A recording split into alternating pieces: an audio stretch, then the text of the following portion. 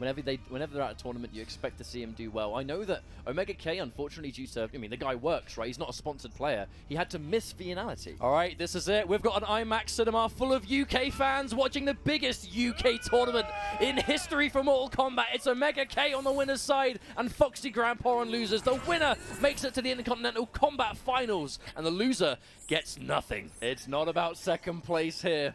No siree. It's all about getting that first place spot. It's a double elimination bracket, remember. OmegaK has to win 1 3 out of 5. Foxy has to reset. What a way to start! Chop jam right in the neck. And that is definitely one way to start. Apologies for the non-lowered health bars, by the way, guys. But I guess there's not much we can do about it now. They've started things off, and by all means, we don't want to throw the players off their flow. This is grand finals. This is not the time to be doing that. You play Mortal Kombat. Use your imagination. Oh, there's the throw sec. Now, I wonder what Kung Lao... I imagine Kung Lao could probably forward 1 through that gap. We will probably see over time. Okay, the forward 3. OmegaK getting so much mileage out of it. Oh, the mix-up, but no punish. Immediately clipped by the 2-1-2-1-2, though. The side switch as well. Meaty Z-Hat. Omega tries to squirm on Wake Up, and remember, this is Kung Lao. He whiffs the grab. I'm not entirely sure Omega was prepared for that grab to whiff, so he wasn't quite ready for the 2-1 string. The down 2 anti-air. Are we going to see a comeback? Hit by the second hit, the throw tech, and hits him again, but consistently, when you get caught trying to jump out, the forward 3-2, only the first hit will actually connect. Still, though, down to the wire. This is going to be an explosive match. These are 2 heavy-hitting characters.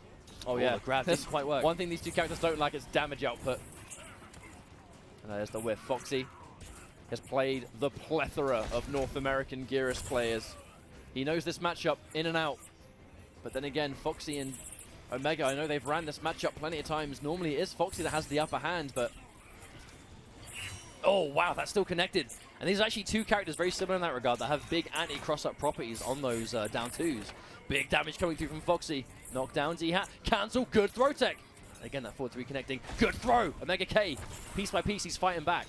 The forward 3 is functioning as a good mid. It's just because the 2 misses because Foxy's airborne. And he dedicates into it, the wake-up jump and the hard read. That's Omega definitely went for the meaty forward 2, but just a little bit too late. The jump was able to kind of slip through. But that was a fast game number 1. Foxy needs 2 more of those to reset the bracket. Now that's going to be the adaptation. We're going to see a lot more of those, just the 4-3 by themselves by Omega, just to stop them from like jumping out. For anyone that might have missed that, by the way, the micro crouch, it is the evolution of the ducking meta. Not just holding duck and getting a down 2, but holding down just long enough that it makes a grab miss, and then you get your grounded standing punish. And there's the down 1, forcing the forward 3. Omega doesn't want to overcommit to the forward 3-2 now. It's been whiffing a little bit too much for him to be comfortable. Now the patience from Foxy. He can afford to block the dive kick whiffs, and another down 2 anti-air. Beating out the late jump kick too. It's very hard to anti-air that button, but Foxy has it. Looking like a very, very different matchup here. Now it's Kung Lao versus Gearus instead. I mean, this is Foxy's comfort zone. He's going to get the 4, but understandably breakaway. Risks it with a grab. Both characters will take a risk for the grab, but as long as you've got that defensive bar to break away, the grab is nowhere near as scary to go for. You can afford the breakaway. And now damage. Save 1 bar. I respect it. Make sure you've always got 1 bar available with Gearus, because it just hurts so much. There's the micro duck again. Just ducking long enough that the grab whiffs and you get your standing punish.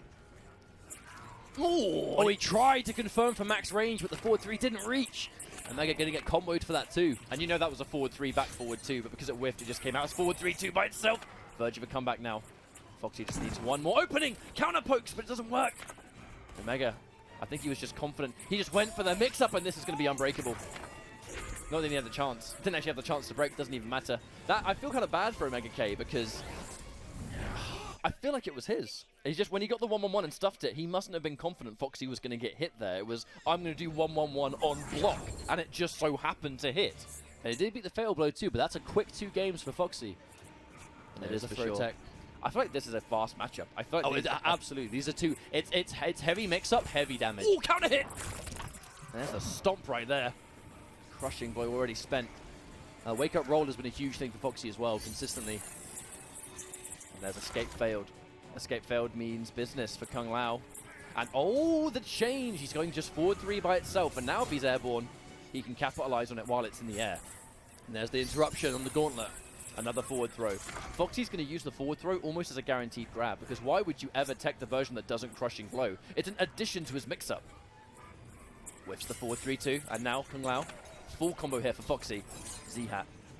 Doesn't amplify it. Must have baited a breakaway there. Mix up. Ooh, perfect block! That was a very risky block, actually, because the low wouldn't have killed, but the overhead would have. But again, a perfect management of the resources. Foxy knowing if he got the block, he confirms straight into the fatal blow. It is enough to take the round, and Foxy Grampa is on reset point already. There's Kung Lao going back to the main man. He tried to counterpick with Jackie in winners finals, and it didn't work out. Kung Lao not seem to be as good of a matchup, hit, but something he's more comfortable with, right? A perfect example of the matchup isn't always the preferential thing when it comes to picking a character.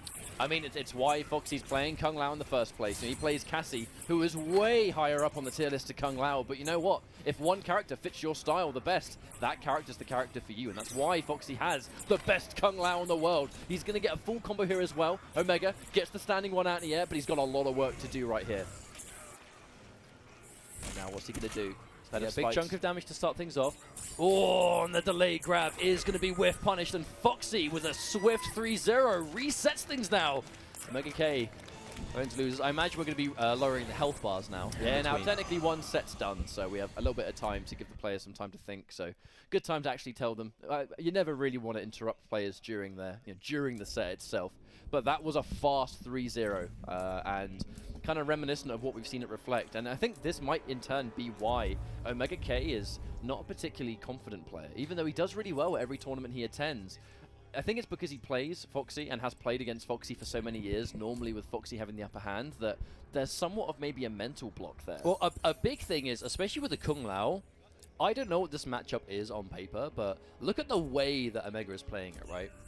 He's getting a lot of those micro crouches into big standing damage. That down 2 from Kung Lao is straight up anti-airing the body splash at ranges that the body splash from like 99% of the cast is not going to get anti-aired. But Kung Lao's down 2 is a huge answer for it, and that is being an absolute, just absolute deciding factor in this matchup. Taking away that body splash at that range is huge for the matchup.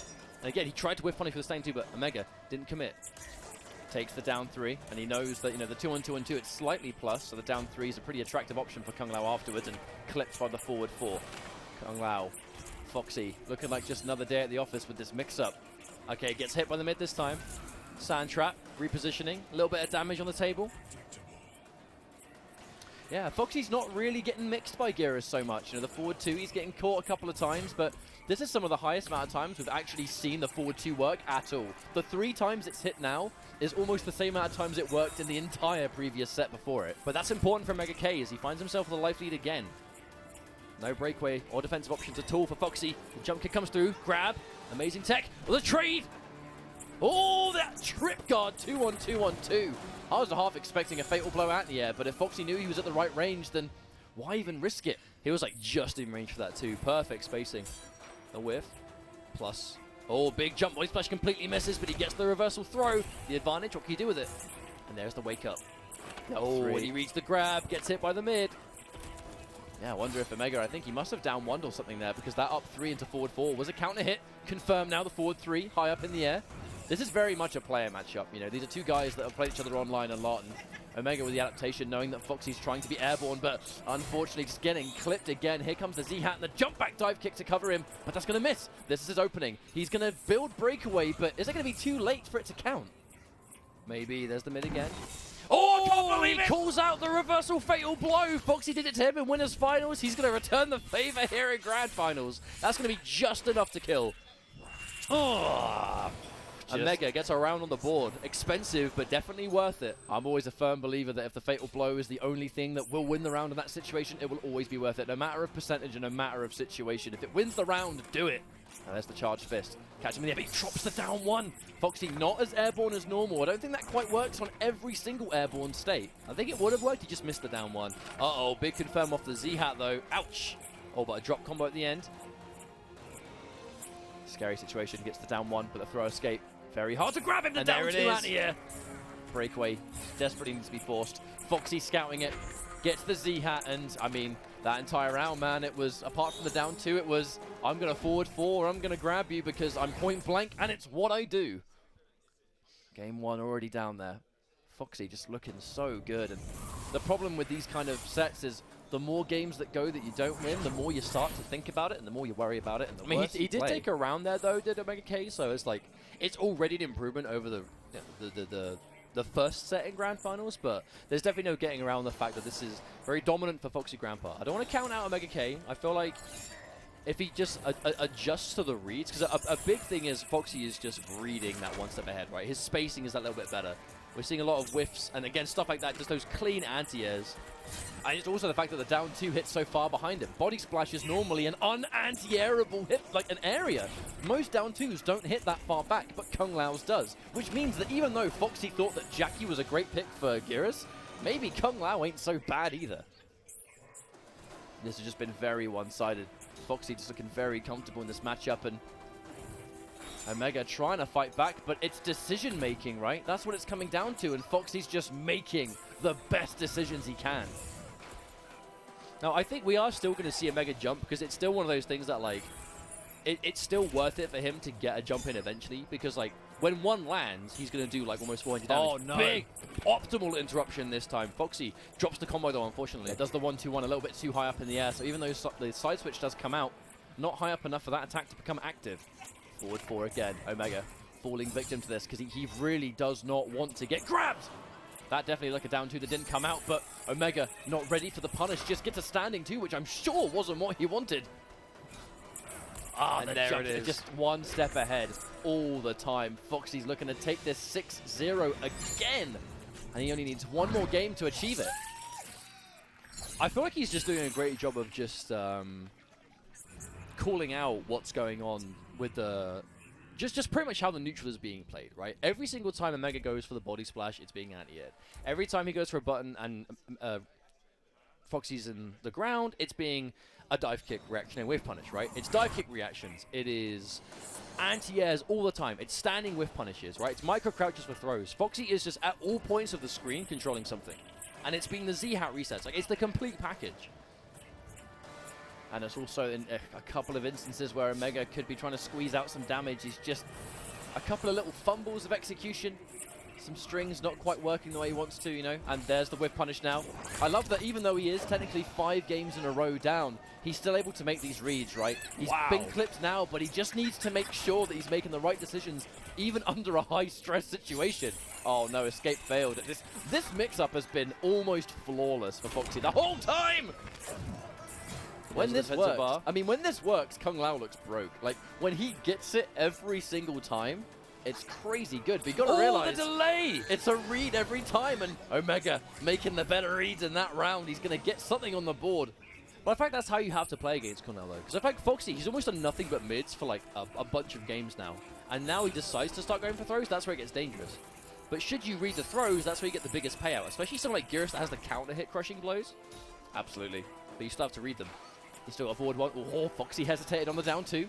Wasn't quite ducking at the time or something, so I imagine. Now, Omega's starting to do a lot more 1-1-1 now. We're seeing a lot of his offense last time was just push the forward 2 in its entirety. Foxy cashing that out quite early by his usual standards. That's one. I mean, that is, Omega, unfortunately, hasn't really been going for 1-1-1 very much. I don't think he wants to take the risk.